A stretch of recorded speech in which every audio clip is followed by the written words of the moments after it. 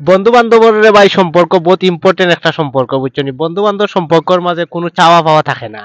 আমরা বন্ধু বান্ধবের সম্পর্ক অনেকটা ঠিক রাখার লাগিয়া আমরা বহুত স্যাক্রিফাইস করি এবং এটা থাকা উচিত।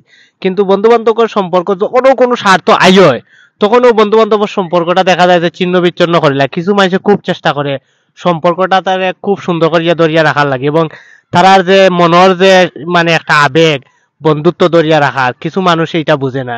কিছু মানুষ আছে তুচ্ছ কারণে বন্ধুত্বটা নষ্ট করিলা। এই বন্ধুত্বটা কেউ কেউ ধরিয়া রাখার লাগে যে চেষ্টা করে, আর কেউ কেউ বাঙ্গা লাগে যে চেষ্টা করে।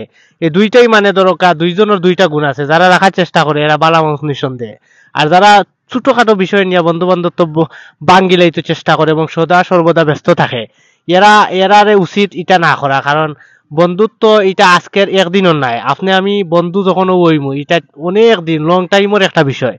তো আমরা উচিত বন্ধুত্ব সবসময় ধরিয়া রাখা। বন্ধুত্বর মাঝে যদি কোনো ধরনের মিসআন্ডারস্ট্যান্ডিং হয়ে যায়, এটারে আমরা ভুল বুঝাবুঝি এটারে বইয়া ওয়ান টু ওয়ান সেশন করিয়া এটা সমাধান করা উচিত, যাতে আমরা এই মিসআন্ডারস্ট্যান্ডিং বারোই আই আবার বন্ধুত্বটারে সুন্দর করিয়া আমরা চলতাম পারি, তাতেও আমরা মনের মাঝে একটা শান্তি থাকবো।